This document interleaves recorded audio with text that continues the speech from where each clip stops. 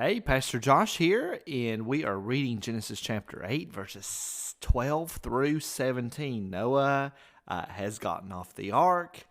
Noah has worshiped the Lord through offering sacrifices, and now God is going to make a wonderful covenant with Noah. He is going to give the sign of the covenant, which we are all very familiar with. And God said, "This is the sign of the covenant that I make between me and you." There's always a sign, or most of the time. I don't know if I can absolutely say that, but the vast majority of the time, anytime a covenant is made between God and humans, there is a sign. And then anytime a covenant is made between two humans, there is a sign. And the sign of this covenant will be the rainbow. This is the sign of the covenant that I make between me and you.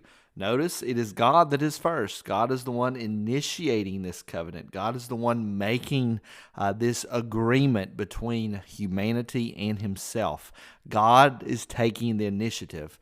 We need to always remember that. God's grace, God's work, he takes the initiative in getting good things done. And it's between God, between me and you and every living thing, every living creature that is with you. And then notice here we also see me and the earth. So this agreement is between God in the entire creative order. And so what that means for us is that this is a common grace, a common goodness, a common agreement between God and all of humanity. This is not just this is not an agreement just between God and Christians. This is for everyone. And this is why, or this is one of the reasons why God blesses both those that do bad and those that do good.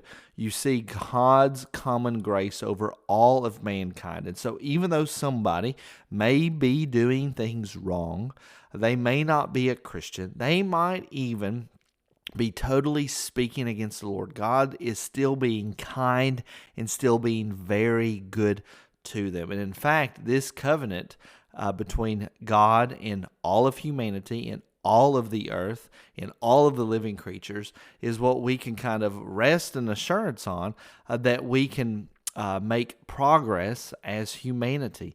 We can continue to develop things. We can continue to work to see advancements happen because there is this agreement between God and humanity. So let's look more into it. And it's also with you and for all future generations, a great promise that is going into the future. So we are a future generation from this.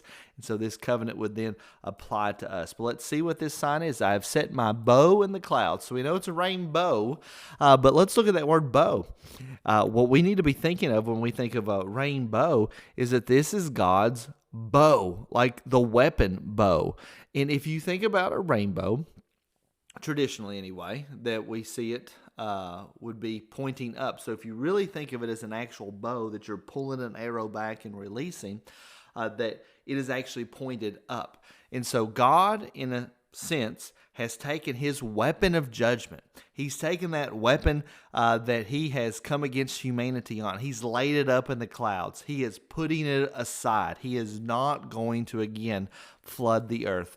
He has set his bow in the cloud, and it shall be a sign of the covenant between me and the earth. My act of absolute total judgment I have put aside. And he says, when I bring the clouds over the earth and the bow is seen in the clouds, I will remember my covenant that is between me and you and every living creature of all flesh. I will remember. Of course, God doesn't forget. He knows everything. God doesn't learn something new. He already knows everything. So God doesn't learn. God doesn't get stronger, right? God doesn't become more holy. He is perfect in all of those ways, and he's also perfect in all of his knowledge. So when it's saying that he will remember, he's saying that he's not going to forget. And when that sign is there, that's for us to remember that God is remembering, that he put it there and he's focusing on it, and he's not going to destroy humanity. We know that humanity is wicked. We know that the inclinations of our heart is wicked at all times. And thankfully, we have this covenant here that God will not again destroy the earth until the very, very end. So he's going to remember his covenant that's between me and you and every living creature of all flesh, and the waters shall never again become a flood to destroy all flesh. When the bow is in the clouds, I will see it. And remember the everlasting covenant between God and every living creature of all flesh that is on the earth. God said to Noah, "This is the sign of the covenant that I have established between me and all flesh that is on the earth." I pray that's been a blessing to you. I'll see you all in the next video.